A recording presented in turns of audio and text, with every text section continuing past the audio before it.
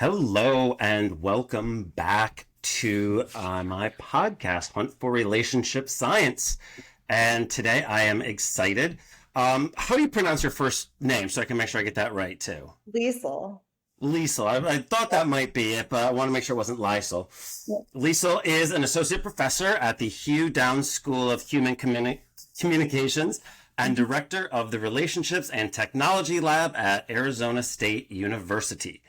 Her research explores the ways communication technologies are used to develop and dissolve interpersonal relationships and how technology is transforming the way we meet, date, and fall in love. Much of her work centers around online dating sites and mobile dating apps and where dating could be headed in the future, including the role of multimodal technology use, algorithms, AI, augmented and virtual realities, and all sorts of relationships. Her work has appeared in media outlets such as the Wall Street Journal, Bloomberg, Boston Globe, Time Magazine, Wired, NPR, and the BBC. And if you want to check out more of her stuff and summations of her studies, check out her blog, Dating in the Digital Age, at Psychology Today. So, lots of good stuff there. Thank you for joining me, and it's wonderful to see you. So wonderful to be here. So I first came across your work when I was writing my latest article for Do Pickup Lines Actually Work? Which in and of itself is a lot more challenging of a topic to write now than say 10 years ago.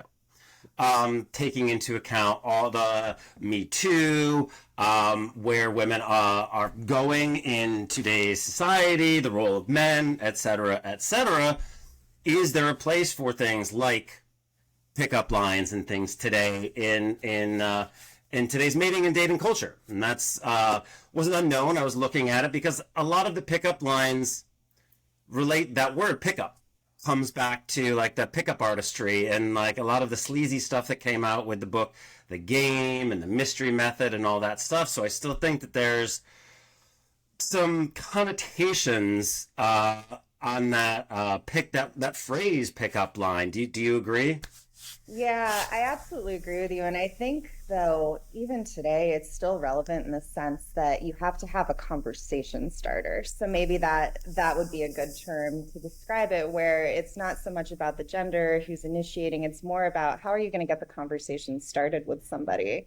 And especially on dating apps, that's such an important thing because you have to have a way to stand out. There's so many people, like you have to be able to say something that's witty and clever.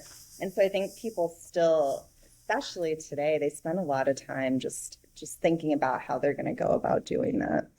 Yeah, and I also know that sometimes people end up getting into their heads and spending too much time thinking about how they're going to go about it and miss a lot of opportunities that may present themselves because life isn't perfect and nothing needs to be perfect. And in fact, most great things are less than perfect. But when it comes to the way that we interact online, it takes away a little bit of the spontaneity. And so now you have prep time, which can be both good and bad. Yeah, because we really get into our heads, and sometimes when we get into our heads too much, we just start going in these cycles and spirals, and it can get crazy. So, well, let me ask you a question: like, how did you get involved in the desire to study relationships and dating and interpersonal communications? Oh gosh. Well, I'm a millennial, so I grew up with the divorce boom of the 80s just being very influential just in like my early adult experiences of my friends as we were kind of moving through adulthood and thinking about what our own relationships should look like. And so when I got to college, I was really interested in relationship science. And I was especially interested in how we could predict why some relationships are successful and why some are not. So I started reading a lot of like John Gottman's work, and I became absolutely fascinated by his ability to use data to answer this question of, why do some relationships make it in the long run and some don't, especially when you consider how high the divorce rate is. I mean, it's stabilized, but it still hovers, somewhere around 50%. A lot of marriages don't make it. And so also around the time that I was in college, technology, social media, online dating, it started to become a lot more popular. And I had friends who, after we graduated, they moved away to different cities and they were starting to use online dating. And the question at the time, from a research standpoint, it was like, why would somebody do this? There was still this stigma. So it was like, why would you need to use online dating to meet somebody? But these were friends of mine. So anecdotally, I mean, I knew that they didn't so much need to. I knew that there was something else there because I was, familiar with their dating experience and their prior relationships. And so I really gravitated to that topic. I also see with online dating a lot of potential to intervene in relationships, to help guide people, to help people make better choices as they're developing the relationship into something potentially long term. And so I started studying this when I entered grad school, and I really stuck with the topic. And since then, it has just exploded with dating apps and it going to a younger audience. And so a lot has happened since when I first started studying it. Yeah, I concur. I've been doing this for about 15 years as well too, and that was back when online dating in general was considered taboo and it meant that you had no other way of meeting people and you hit it. And even part of your study here when they're talking about where was it, the stigma of meeting online, it's still there now, where people faking their meet cutes so that they have a better story than like an algorithm put us together. But back then you absolutely had to lie because there were a lot of connotations that would come along with it. I have found, happily so, that the age of my clients is decreasing as the stigma is going away. People are realizing it's a skill set like many other skill sets, and if they don't feel comfortable yet in this skill set, let me go find someone that is knowledgeable in this skill set so I can get that piston firing. Like even my messaging over the years has changed. It used to be not so much so, but like, you're broken and I can fix you. I can help you. And now it's much more, you're killing it at your career, you're staying fit and working out. Let's make sure all parts of your life are also going along with this as well too. Yeah. And Go ahead. your thought, just the way you're framing that, I think that that is very helpful to people, just encouraging them to adopt more of a growth mindset surrounding online dating because it really is a skill. And with more experience, learning how to navigate that environment, working on your interpersonal skills, you can get better and experience better outcomes. And I think a lot of people go into it with this idea that I am who I am, and it's a matter of just finding the right person that complements me rather than looking at it as Dude, you can develop over. dude, like seriously, in matchmaking, it's the exact same thing. Yeah. It is always, I know I'm over exaggerating as well too, but it's always, I'm perfect. I just haven't met the right person yet. Yeah. I Yeah. don't need to work on myself. I just need you to introduce me to the right person. Like, Right. One of the questions I ask my clients, I don't ask for a response. I just ask them so that they can think about it, is would you date you? Yeah. Would you, if your ex, or your Adonis, your Apollo, your Aphrodite walks in right now, do you have the skills to earn them? What do you have over everybody in that room that is going to earn them? Right. And a lot of times that at least starts people thinking a little bit more about that, because sometimes people can have overinflated impressions of who they are. You have Yeah. men that think they're God's gift. You also have women that don't realize that they're in a different pool Right. now than when they were 20 years ago, and trying to not get people to get upset, but to understand data and how things work, I think is the first step in getting people to where they want to be, because like you said, and like I mentioned too, it is a skill set. And a lot of people, like just about everybody has worked out. You want to get healthier, you want to lose weight, whatever, you come in with a plan. I'm going to cut back calories. I'm going to work out a little bit more. I'm going to take some classes. And yet, so many of us, when we're looking at a romantic life, don't make any sort of a plan and just assume, you know, the phrase advice that I detest the most is, don't worry, it'll happen. Yeah. I say, to put it in context, I say to them back, if I wanted to learn German and you told me, don't worry, it'll just happen. How inane that sounds, yet that's exactly what we say when it comes to this whole world of relationships. Yeah. We're all just thrown in there. It's not something that's really taught to us. And in fact, I was reading a study took place in England that I would love to try to duplicate here with school kids, basically learning to teach them interpersonal relationships. There's nothing that teaches, like, before we get to dating, we need to work on just human to human interactions. And sadly, with the prevalence of social media online and the way people interact online, which is very different than in person, and then you throw in a pandemic, there's a lot of people that aren't really sure how to do this whole in-person thing as well too. And then people use the online dating as a shield, as a retreat, as an excuse, why things aren't going the way they want it to as well too. I'm sure you've come across in your research too, sometimes people look at online dating as entertainment and not outcome driven. Yeah, and they also, I mean, even people who have excellent interpersonal skills, there's also the aspect of expectations and thinking about what you're looking for, because I think for a lot of people, they feel like if they just keep swiping, if they just go through enough people, they're essentially going to find this ideal, person, this image that they have in their mind of what that perfect individual looks like. And I think it causes a lot of problems for people. And so part of it is also that period of reflection that hopefully if you're working with somebody like a coach or a matchmaker, they can help guide you through and thinking about, okay, what am I looking for? Why is it that I'm placing so much emphasis on those qualities? And also, are they realistic and are they going to matter to me? People can work through that and work on their skills. And I think that can set them up to be more successful in this space. And otherwise, I think it can become very frustrating for people. Oh, yeah. Oh, yeah. I mean, I have all the data.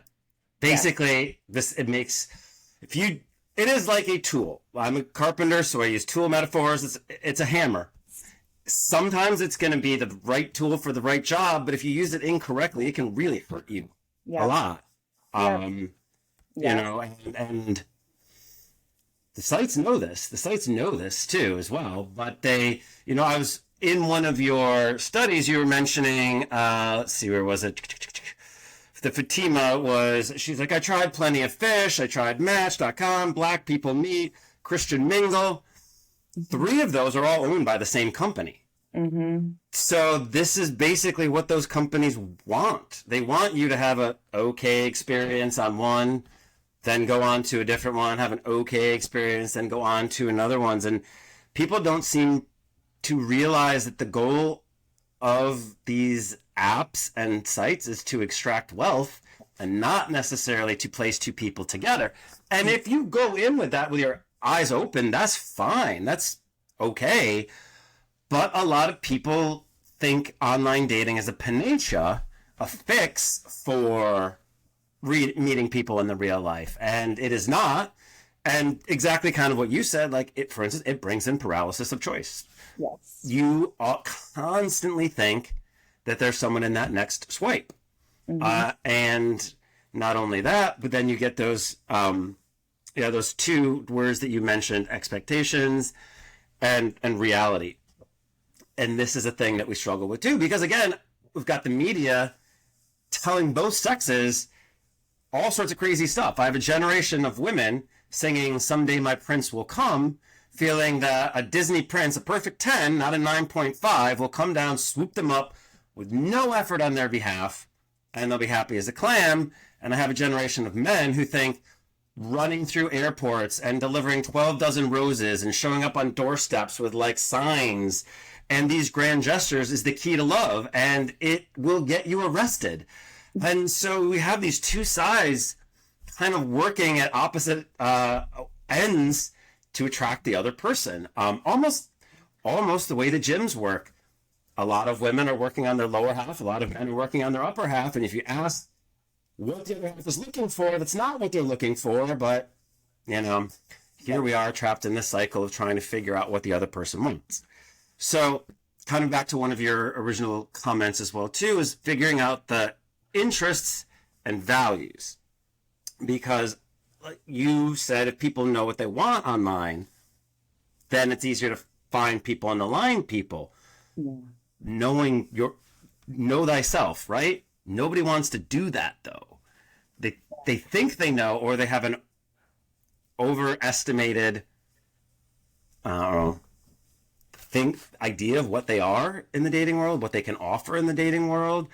And so yeah, it can create, and like I said, if you are using it incorrectly, it can be a real ego bash when you're sitting there and you're not getting any replies or anything whatsoever too. And almost like, and you also mentioned there's the interpersonal skills, great, but that's for interpersonal people on, that's a whole different skill set when it's on paper. Yeah. And then you have this is a whole different skill set as well too. Being able to present yourself well on Zoom or online and on Snap or whatever it is. There's 3 different skill sets and people are trying to master them. Yeah, and that's part of the fundamental problem too, is what you evaluate somebody on when you're interacting the way we're talking right now can be quite a bit different from what you're basing your evaluations on when you're just reviewing a profile. So when you look at a profile, what do people look at? They look at what somebody does for a living. They look at maybe some of their interests. They look at how tall they are, for example. And these are things that, people place a lot of importance on, but then when they actually have a conversation, it all goes out the window when they're like, oh, this person, they're not making me laugh, or they're kind of disrespectful, or something is just off about this conversation. And so they spend all that time ruling people in and out of the dating pool based on things that ultimately don't matter as much as they do. Totally. People get hung up on interests as opposed to values. Yes. But it's hard. People don't know their own value systems or values, or even how, if they even do know it, how do I express it so I can attract that to me too? But exactly as you said too, I caution everybody on first dates and online to not give too much. I know that's difficult in these day and age, but for instance, if I met someone on, in the first 30 seconds, they were like, I listen to death metal and thrash metal, I might be like, all right, well, this isn't going to work out, and because it's a disqualifier, and I toss it out because there was no foundation. There's no foundation. But right. If I had gone on a date with this person like 3 different times, I'd met them in the real world, and we talked about our families and things like that, and then we got onto music. It's like, I like death metal and thrash metal. I'd be like, hey, I guess we're just never going to a concert together. Anyways, how about the Mets? Right. It wouldn't be a thing. And I think that the more information that is out there gives more people these disqualifiers that they're willing to just throw things out for the tiniest little thing, thinking again, yes, that the next one is going to be better than that. And I forget what study or book it was in, but basically 60 to 70% of people's stuff or issues are not going to be fixable or changeable. You wake up early or you wake up late. You like eggs or you don't like eggs, and the goal is to find someone who's 60 or 70% is just about you can deal with it. Right. Because if you like horses and I like horses, that's great. But if I believe in spending and you believe in saving, that's not going to work out as well too. Yeah, I think John Gottman said that you're supposed to find somebody who drives you crazy in ways that you can live with. Just the idea that some things person aren't changeable, and you just have to figure out where you're okay, essentially compromising the things that, aren't going to matter so much to you, like that you can deal with, versus the things that should actually be excluding somebody from consideration. Yep. and again, in your study too, which, see, I got it here, and got it, see, all highlighted up and marked up and annotated. So, yeah, this is my beach reading in Puerto Rico. Um, Scarlett mentioned that, like, the algorithm, the almighty capital A algorithm that we just sort of sell our soul to. The woman in your study, Scarlett, said that she was at first excited to meet people that were matching 90%, 92%, because, that's almost 100%. But like you were kind of mentioning, that there was like fatal flaws or something, like, it just didn't mesh, or so they were some of the worst dates I'd ever had, she says, and that she started lowering her expectations to found that 70 to 80% was the sweet spot for her. But that's a conversation. I forget where that is in the algorithm that you had mentioned as well too. The algorithmic relationship intermediaries and the mediated attraction clues. Basically, the algorithm says X, and you can say, oh, cool, the algorithm says X. Using X, I'll put that into an equation and decide whether I now add it to Y and Z and see whether that comes out to be something that I want to go with as well too. But some people just only trust the algorithm. And like I said, like this, then it's just going to be those surface level interactions or things that are searchable or very specific quantitative things that aren't going to be in thoughtfulness or caring or attentive to details, or like the Gottman studies, turning to my bids, telling me what you're interested in and things like that as well too. So did you find, or do you think there's any way to showcase that online? Or is that something that really is only going to come down to one-on-one interactions? Yeah, I mean, I think that it's really difficult the way dating apps are designed currently to really be able to capture that element of somebody, those experiential qualities, those things that you really wouldn't know about somebody until you've had a conversation. It's really hard to capture that data in an algorithm. And I think you're picking up on something with this section too. The way these participants in this study talked about algorithms was very interesting when you think about their significance, because they're helping them choose a long-term partner. I mean, these are people who these participants ended up engaged to, ended up married to.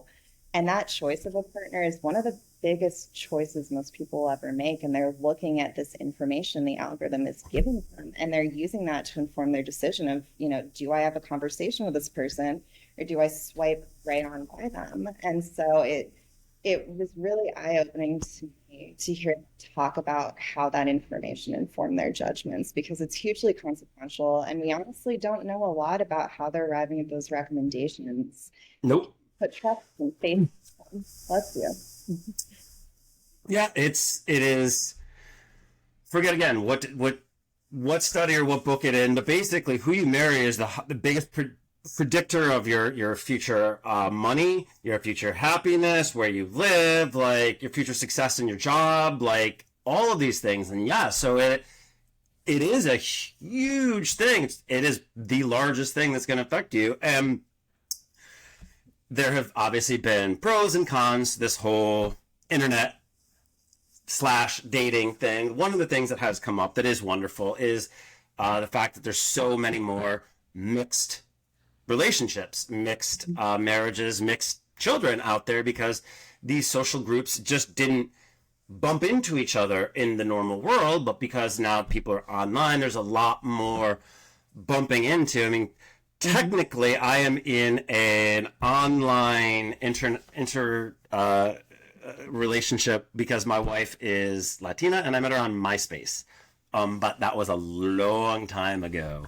So, and it wasn't technically an online dating site, but it was the internet, which again comes up into these statistics. You see like 40 to 50% or 70 to 80% of all relationships start on the internet. Yep. Because it's not just online dating, it's Facebook and Instagram and Snap and all of these other mediated mediums Yeah.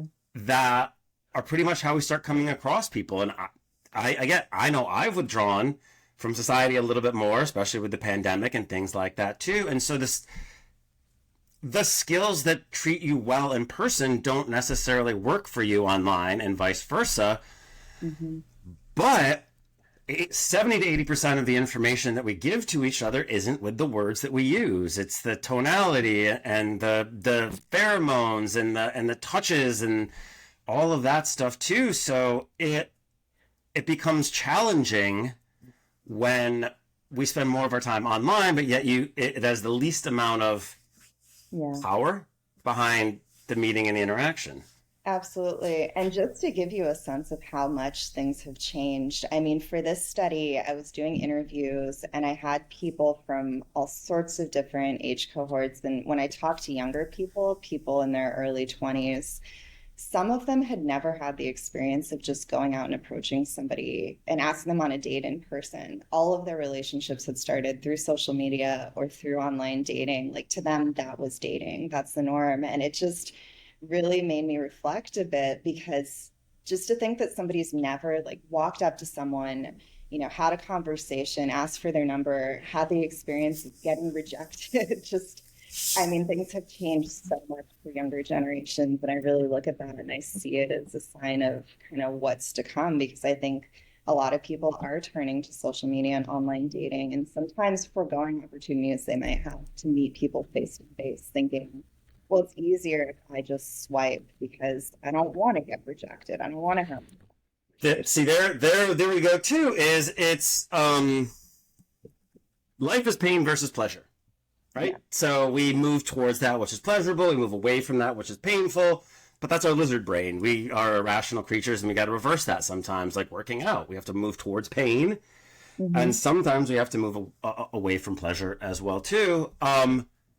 Like, meaning if you're talking to someone that's going well, get the number and get out before you kill it, before you say something stupid, or you just run out of energy and then the interaction disappears. But it boggled my mind. So I would take, one of the things that I offer is to take people out into the real world. I call it on-site coaching. So we can like get that real-time stuff figured out. But like a guy would go up and talk to 4 women and it may not go the way he wants it to. Talk to the 5th one and it does.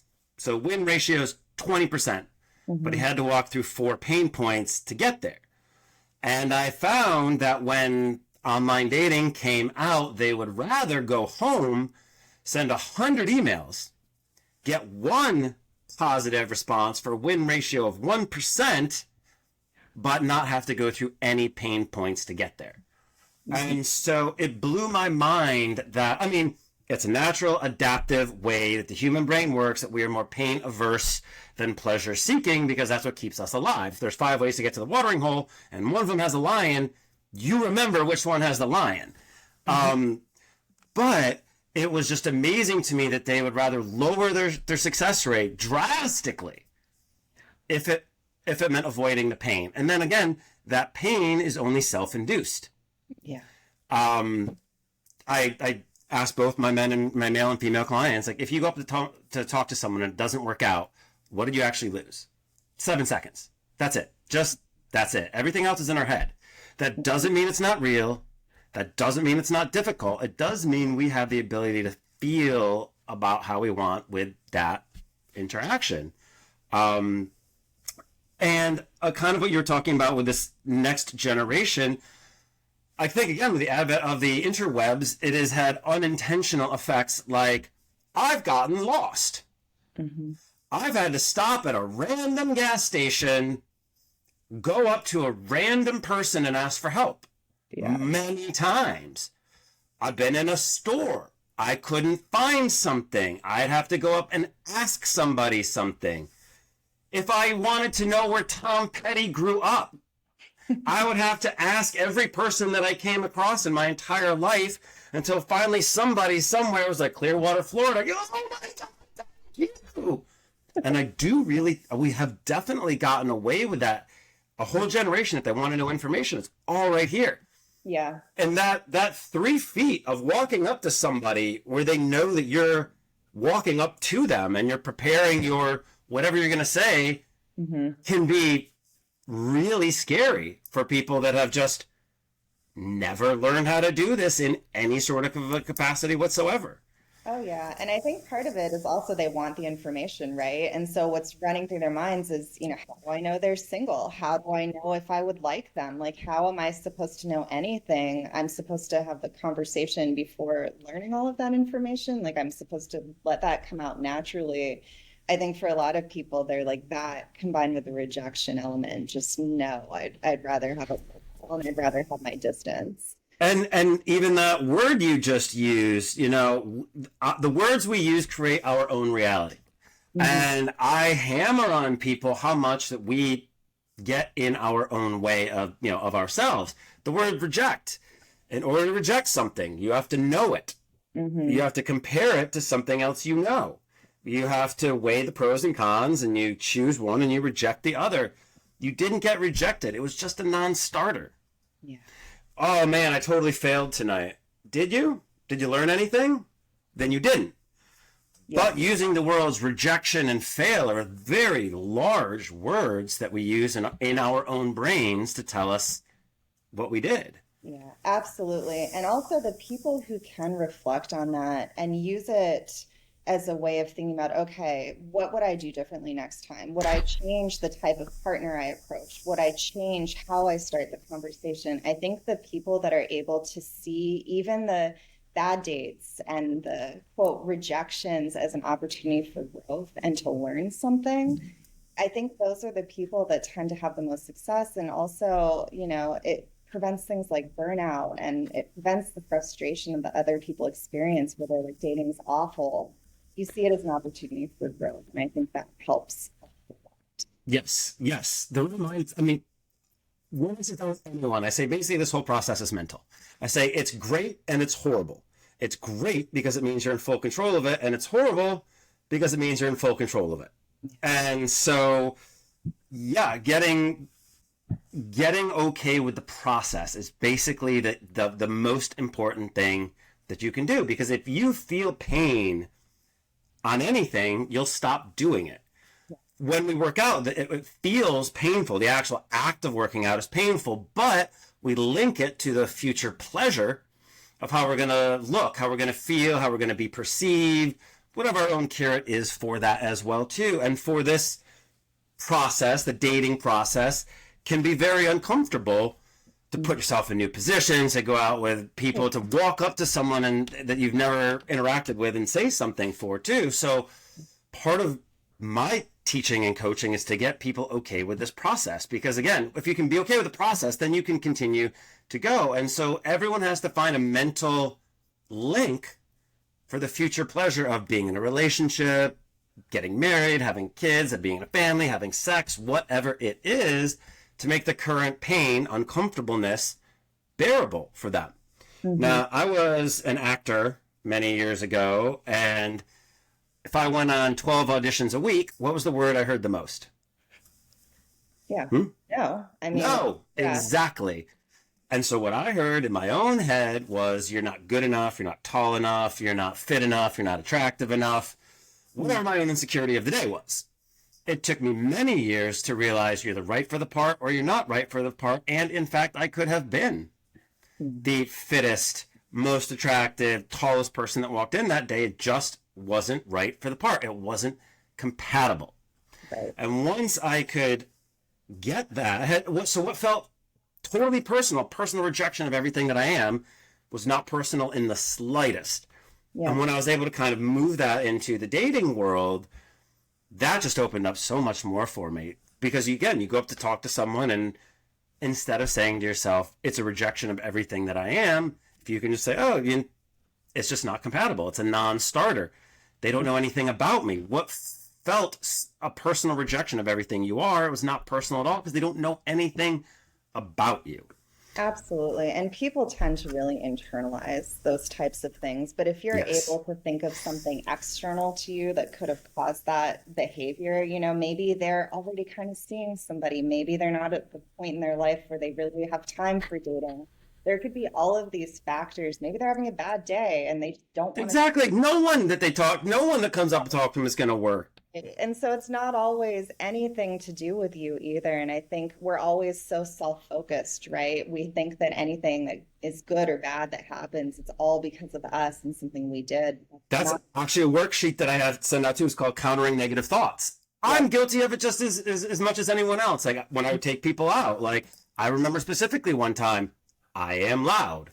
And was, talking with my client and a woman, and we were just kind of all chatting and laughing. And I remember seeing some guy kind of like giving me this, side eye, like, and in my head, I'm like, oh, he probably thinks I'm an asshole. And then I'm like, or he could be thinking, I wish I could do that.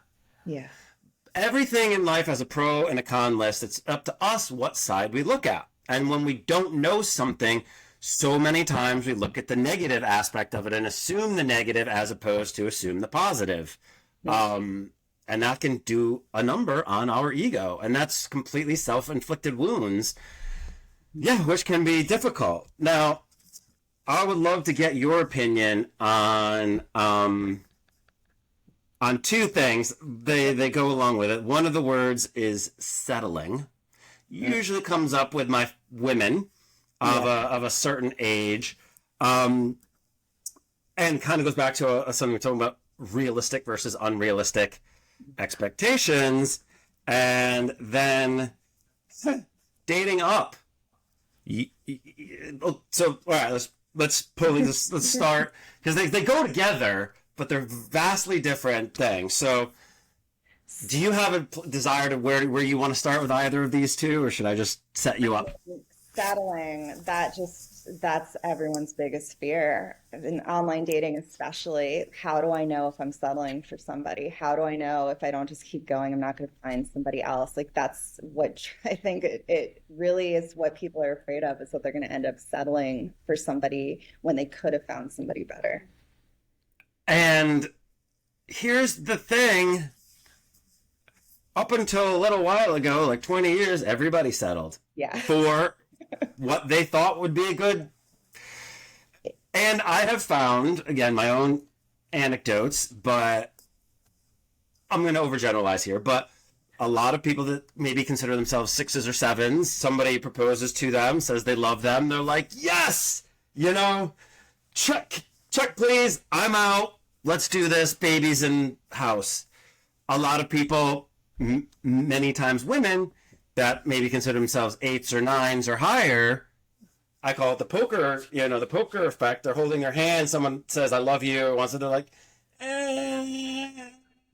know what? I think I can get a better hand. I'm going to push this back. Yeah. Not only statistically may a better hand not come up, but then years later, they're in a completely different pool of daters than they were and still want to. Yeah.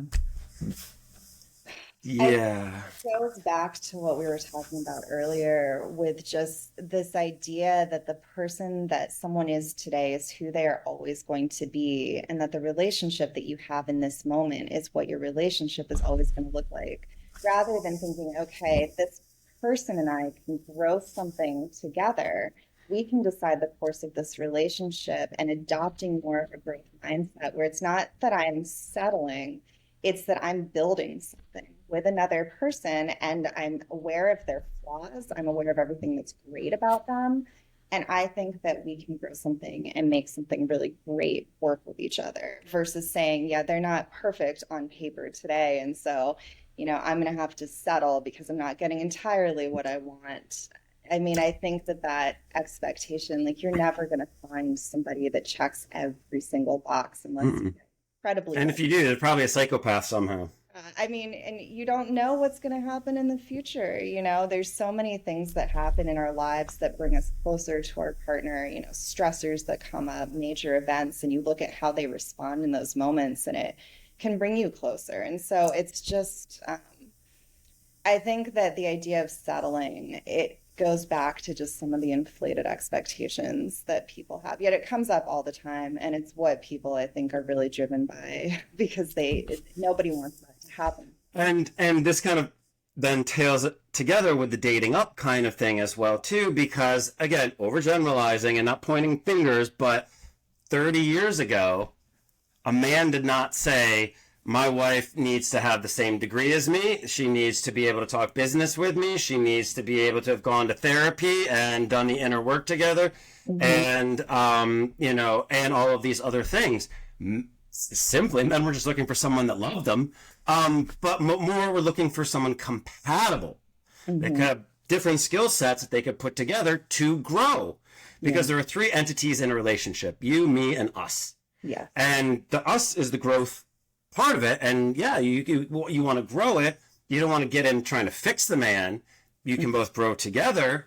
But then it comes into the, okay, so women, you have done an incredible job of breaking glass ceilings, busting down heteronormative behaviors, of being bosses and all sorts of stuff.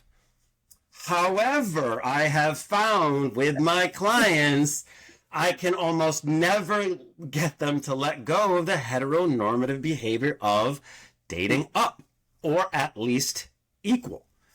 When you are the up, you're the up now. There's no more up. Or if there is one more up, that they're an asshole, a type A, gay, married, or all of the above. And that's not really going to be the greatest match for you. But I'm going to assume, but the way I feel is that if these women marry someone that is quote unquote less successful than them, they are failing their grandmother in everything that she fought for. They are failing their mother in everything that she fought for, and failing themselves in things that they fought for, which is not the case. But this is a challenge. This is a very big challenge. And I think that women in general, again, this is overgeneralizing and oversimplifying, have to come to a reckoning of what do you want? And there's a term for this in the literature. It's called aspirational mate pursuit. And there's a paper that came out just within the past couple of years that looked at how this plays out in online dating, because it's a very different dynamic. And even beyond the gendered aspect, when you think about what we were talking about earlier, approaching somebody face to face, you approach them, they either are interested or they're not, you get the feedback, and then that informs the next person that you're going to approach. But in online dating, you don't always get the feedback. So you send 20 messages, no one replies, and you don't really know what to make of that. And so people can become very aspirational. They can really, really, some people will message anyone with no consideration about compatibility or whether, this person would be a good match, because the feedback is just missing. And so that some of this is also about the way these platforms are designed, where you don't really know. You don't know what people are thinking when you're reaching out to them. And one of the things I've found as well, too, is that all women have learned since puberty to have the ability to keep men at arm's length for reasons. They have learned to open up the doors sometimes if they're interested and allow people to walk through. But once they reach a certain age, maybe they've learned to do is open the door, but no one's walking through the door anymore, and they never actually learned the skills that many men have to learn to go out and get it. And so we'll have these wonderful, powerful, attractive women that have just never learned the skill sets of how to get something that they want. It has always been come to them, and they decide which one they choose. So that's a whole nother skill set as well. And in online dating, when you look at the gender dynamics, something that comes up often is that these platforms tend to be more populated by men than women. So if you're talking about heterosexual relationships, what you end up with is a situation where women are getting a lot of messages. They can't deal with it all. They're not responding to some of them. Like, they're overwhelmed by it. And then men aren't getting replies. And so they're sending out all these messages. They're spamming people. They're swiping right on everybody. And they're getting really frustrated. And so you also end up with that added element of frustration on both sides because, you think a lot of attention is a good thing until it's not, right? And until you actually have to reply to those people you would never be interested in And potentially. it's hard to find the right ones in all of that. In New York City, there's 5 women to every 3 guys. And so, there's a asterisk on that about college education. If you Hmm. take out college education, it's 50-50. But because, again, people are check marking those things, you might have, again, oversimplifying, you go out in New York City, you've got 3 dudes standing there, you've got 3 hoochies standing in front of them in tiny little skirts, and 2 quality women behind them. Sometimes it's hard for men to see past these women to get to see the quality women in the back too, because we're easily distracted by a lot of things. And then you have these women that don't know how to compete in this market, in this world. It's not what they want, but they don't know how to get access to these men because there's so many women around. Yeah, and I think it's something else that online dating does. It really does create a competitive market because in the past, again, going back to the pre-online dating era, it's like you're only meeting so many people. And so if somebody, you're kind of interested and they're interested in you and you'll give it a shot, like you'll go on a couple of dates, you'll see where it goes. But now you don't really have to do that. So if somebody isn't immediately everything that you want, or they don't immediately just grab your attention, you can just quickly move on. And so I think that's part of it as well. Like people do feel like they have to compete, they feel like they have to stand out. And this is where you get all of the negative behaviors, like where people lie and they exaggerate and they spend all this time on their pickup lines and trying to figure out how they can stand out in this pool. I do really think that competitive dynamic of it is something also that's very unique to online dating. And so the $1 million question is, what do we do? Yeah. How do we fix it? We know what the data saying that we can find each other, and you can highlight people that have more interactions, or excuse me, more things in common, but that doesn't mean it's going to work out. So what do you tell people? Like, what if someone says, what should I do? Yeah. Do you have advice? And I know that it's a huge Yeah. thing, but Oh, yeah. I think that if you have the means and the ability to work with somebody, whether that's a coach, somebody who you hire to help you, whether that's your friends, like just gathering a support system that can really help you review your profile, help you vet partners. Like I think having somebody to lean on and make sure you are taking those opportunities to learn and to reflect and to reframe the rejection as something that maybe is going to help you in the future. I think that's really great. And even, you can get that from podcasts like the one that you're listening to right now. You can get it from reading articles online. But I think a lot of online dating, when you're swiping, it's not like you're usually out with your friends doing this as part of a communal social experience. It's usually you at home by yourself with a glass of wine on the couch. Like there's nobody there to help you and provide that support that you might. yep. And an average of 90 minutes a day. Yeah, is it really 90 minutes? Yeah.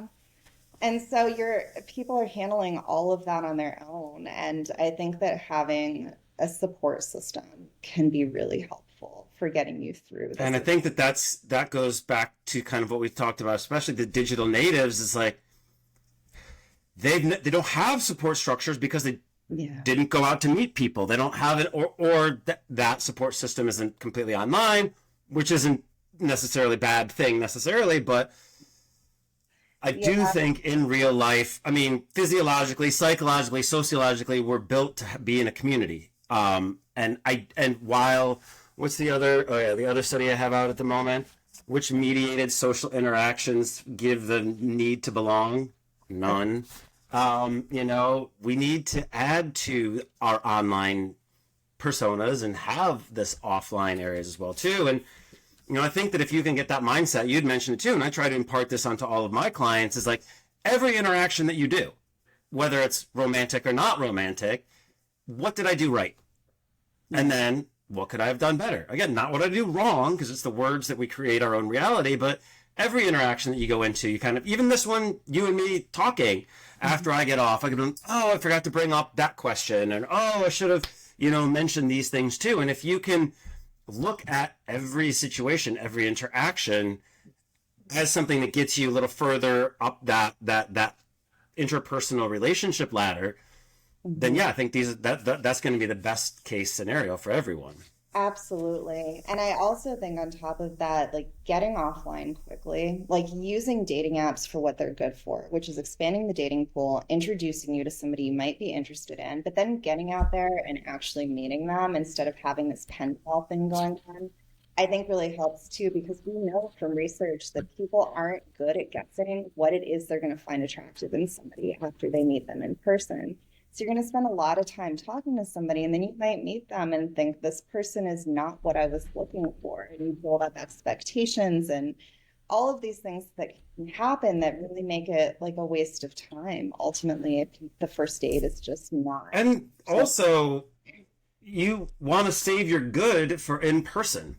Yeah. If I remember, writing 2 hour long emails to girl back and forth talking about our whole lives, and then like after a couple of weeks, I'd like lost my interest because I felt like I learned everything about them in these emails. I didn't have any more questions for them, and you want to save that for the tonalities and for the interpersonal things like that as well too. I caution all of my clients no more than 4 times back and forth. Yeah. Like get in, get out, because even if you find out that they don't want to meet, this is part of that mental thing that you need to learn to congratulate yourself. I'm so glad I found out now that they're not actually interested in a relationship, or I didn't invest myself trying to imagine our lives together for the next, 3 months, and then find out the person has no desire to ever meet. Oh yeah, and some people, I mean, they are on there for an entertainment experience. They like, the validation, they like having conversations, and they're not necessarily looking to meet anyone. I mean, not even bringing into account the bots and the scammers. Like one of my friends, in his late 40s, just got divorced. He went on Tinder and he sent me his first 2 interactions, and they were like, he thought they were interactions, and they were bots. Like I could just tell they were bots. The phraseology, the syntax, like, because I know what to look for and I've read a lot. So this poor man, aside from trying to figure out all the rest of the shit that you got to worry about in the dating world, is now has to learn the skills to differentiate humans from robots. And now we have AI and ChatGPT. Yeah, I was gonna say people are doing this too because they don't know what to say. So they're like, maybe ChatGPT knows what I should say, or maybe it knows how I should write my profile. And so that's gonna add a whole other layer of complexity to everything we've been talking about. I think it's going to go back to the way the internet was when it first came out, in that don't trust anything. Yeah. Then it went influencers trust everything. And now I think we're getting back into the nothing I see. It's all Mid-Journey, Chat GPT, and AI. So I can't believe anything anymore. And, hopefully can get back out into the real world. Agree. So let's leave with advice for women. One piece of advice for women and one piece of advice for guys for finding someone, whether it's online or whether it's in real life, but finding someone, getting a better chance to find that partner to spend a long period of time with. Yeah, I mean, honestly, I think my advice, in some ways, it would be the same to both, but also unique to what we know that men and women tend to look for in partners. I mean, I think that it really helps to pay attention to things that are going to matter in the long term. So in the study that I recently published that you were referencing before, when I asked people, like, how did you know you were compatible with the person that you ultimately ended up marrying? They weren't like, oh, they met my height requirements. Oh, they made the amount of money that I was hoping they would. It was like they were loyal. They were really kind. When my, family member died, they showed up at the funeral. Like they supported me, somebody who shows up for you. Those are the things that mattered in the long term, but that is not what a lot of people look for when they're swiping. They look at, how hot is this person? How tall are they? What do they do for a living? And they don't think about like Do I like the way they treat me? Are they fun to be around? Like, are they nice? And I think that that discrepancy causes a lot of problems in the long run if you are looking for a long-term relationship. So to be careful about that and what you're evaluating people. I think figuring out what you want, and I don't mean that in the larger sense, but like, for instance, when I sit with a 50-year-old woman, like, what do you want? Do you want a marriage? Do you want intimacy? Do you want love? Do you want family? Like, all these might be able to be found in the same package, but if you can tell me what you want the most, then we can work backwards on that. If you want love, fine. Well, you might not find someone that makes as much of you, but if love is the thing you want the most, let's work on how we find someone that's compatible for you for that, and how you can be okay with it, and how you can help them be okay with everything. My wife out earns me because I am attracted to powerful women. However, I had to learn what do I bring to the table? What can I offer? And I think that a lot of times some of the men look at these quote unquote perfect women with great jobs, beautiful, look great. And many times women have realized if they show vulnerability in the professional world, it's considered a weakness. So the average man may be looking at them and not seeing any vulnerability or any space for him whatsoever. And so may just not do anything about it. And it's tough. It's tough. There's going to be some reckoning in the next decade or so of what relationships are, what we want out of relationships. Men are going through their own crisis right now. So on that wonderful uplifting note, the name of this study is The Enduring Effect of Internet Dating, Meeting Online and the Road to Marriage, which I will link in the liner notes or wherever this may appear, so you can check that out as well too. What are you working on next? What can we expect from you in the future? So I'm doing a follow-up to this study that should be coming out very soon, I hope, and it's looking at the effects of meeting and online dating on marriage. So things like marital satisfaction, marital stability. Are relationships better in the long run if you meet through online dating? That's the question that we're trying to answer. Any previews on data?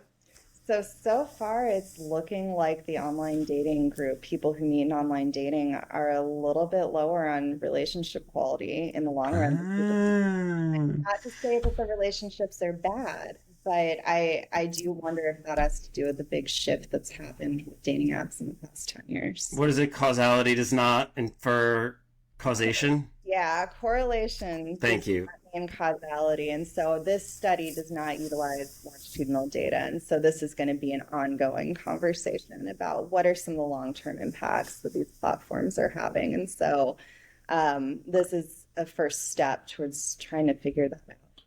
Yeah. No, I mean, just how much you got ahead of you, and trying to create like control for everything out there, which is impossible. So good luck in parsing through all of that data. I will be looking forward to reading your findings, and perhaps we can talk again about another study of yours and get into it even more. Absolutely. I would love that. Awesome. Now tell people where they can find you, social media, et cetera, et cetera. I'll still put the links in, but let people know. Yeah, so I have a blog for Psychology Today called Dating in the Digital Age. And also you can check out my website, lieselsharabi.com, to learn more about my labs and the projects that we're working on right now. Awesome. Well, thank you so much for meeting with me. And one last question. Yeah. Lobos or Sun Devils? Sun Devils. Sun Devils. Okay. All right. I'm sorry, Lobos, but she has spoken. All right. We'll talk to you later. Thanks again so much. Bye-bye. Thank you.